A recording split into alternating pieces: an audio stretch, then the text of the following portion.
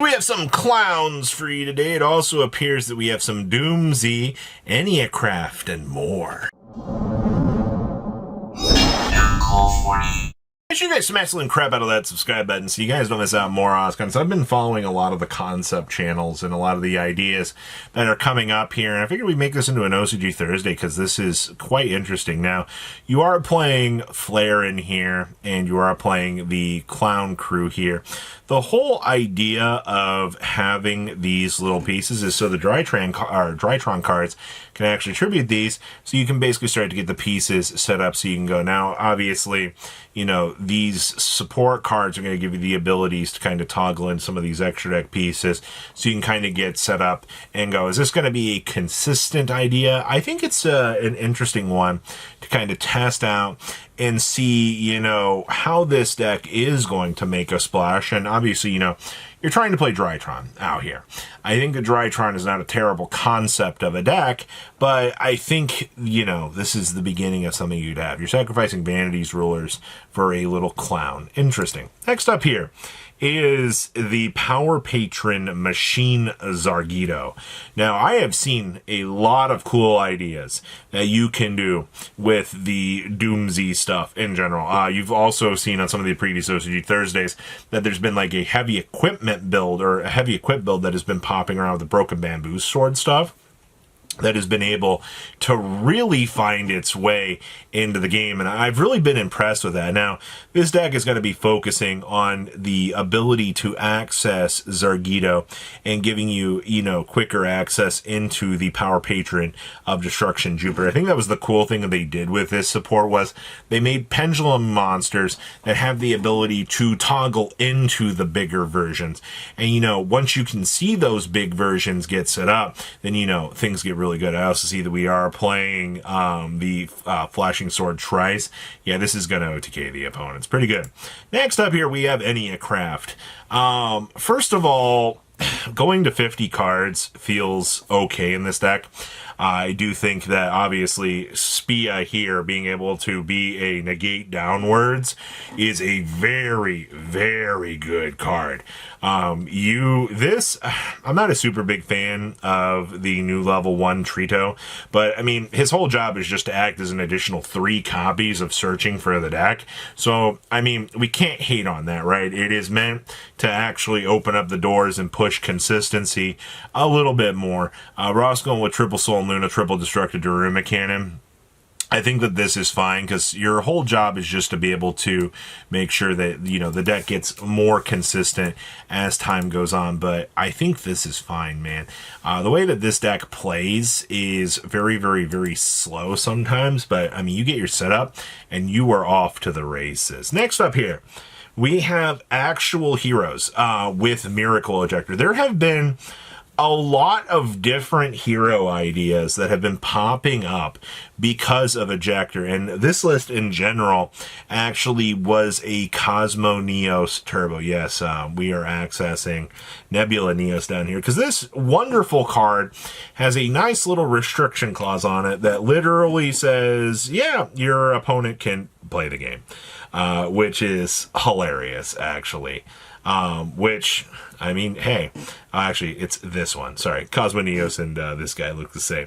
But yeah, and Cosmo Neos locking your opponent is some of the funniest crap that you can actually do with this deck. So, congratulations to not only actually making Cosmo Neos look like a real deck, like, I actually am kind of excited to see, you know, more other variations. I mean, this deck actually ended up winning its event, so, I mean, that's awesome.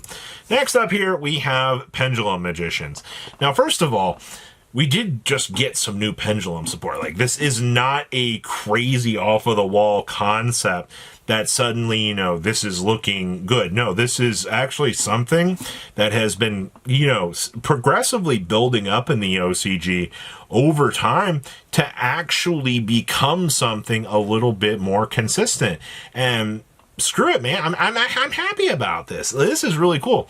You also do get to see, you know, the new Wind Unicorn Parallel actually helping this deck out with its developments of its game plan. Now, I also do see Zark is showing up, and the OCG still does have access to the Starving Venom Dragon, which is an FTK in and in itself. I mean, we don't really want to deal with this, but we kind of have to acknowledge his existence in the OCG. But still, really, really interesting to see for a pile.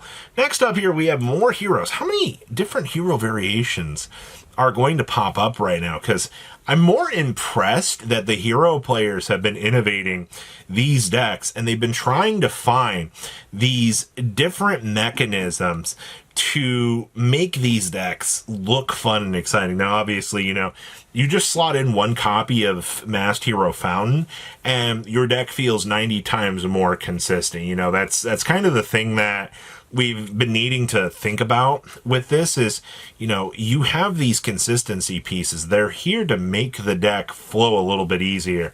And I think that that's just fine. Obviously, you know, still playing the Fusion Destiny in here, still doing the Forest and stuff in this list, which is actually not too bad. But between this and Nebula Neos Turbo, I think both of these are actually kind of some fun little decks you can actually pick up and actually work with. Next up here, we have Dragunity support. Now, the fact that we are playing the Canine package in here should probably tell you things, but also this is where we actually get to play the in-house Dragunity support. This is where Dragunity Primus Pilius comes in. Now, on normal or special summon, target a Wing Beast Dragunity monster you control, equip it with a level 3 or lower Dragunity monster from your deck. Straight off of the bat, I can trigger Canine cards to bring out Primus here, and we can just start opening up the doors to consistency upgrades. And that is exactly what Dragunity needs to be having. You need this deck to, you know, up its consistency. And I mean, obviously, Joe Cool is going to do just that. The longer that we can see the Canine package existing in this game, allowing us the opportunity to play some of these better options, I think is freaking hilarious. Next up here, we have a Sprite pile. You know, I love the OCG with some of their interesting ideas. Toru Poru here, being a vanilla monster, and also we have the new Suru Puru Puru. What is this? If this card's in your hand, you target a water monster in your main monster zone, destroy it. Destroy that monster, and if you do special summon this card to that zone that monster was in, then you destroy all face of cards your opponent controls in this card's column. Now, are we actually going to be consistently making this? I can't imagine so. I also do see we have access to Primite Ether Barrel in here as well. So I would feel like this is just an idea of turboing out totally awesome, just to be able to kind of use the power that these different pieces are having in the deck here, just so that, you know, the deck can be a little bit more consistent. Honestly, I don't hate this, honestly. I think there's a lot of takeaway here. Next up here, we have, oh boy, Magnet Warriors. Obviously, this is playing the Emancipator stuff, which is the way that I think most of us kind of expected this deck to kind of go towards. And honestly, that's not a terrible thing, right? Like, you want this deck to feel as consistent as possible. And obviously, we are not playing the Carmageddon in here to search out the magnet bonding, so you are going to have to see the card in order to kind of have it help out. But you are doing the 2 Plasma Magnums in here, which I think is fine. We are also playing the Dragunity Link 4. The more that this card actually shows up in these builds, and actually kind of showcases that it is actually a little bit of a power card, is very, very interesting to me. Gotta love generic good stuff. Outside of that, I think you've got some little bits and pieces here that you can explore for sure. And then next up here, we have Elvennotes. I think this is one of the lists that we're most excited about. Now, I do see that we are playing the Twin Deities in here. This is going to be a pretty consistent piece. We've also got Medius the Pure in here.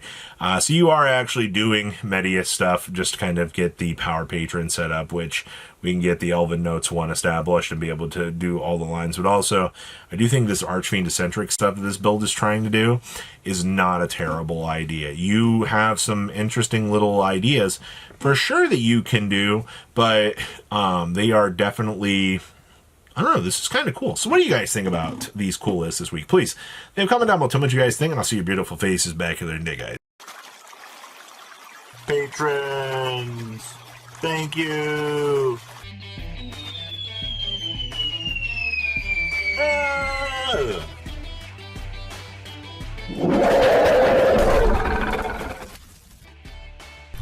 Thank you so much for watching. Check out these other videos.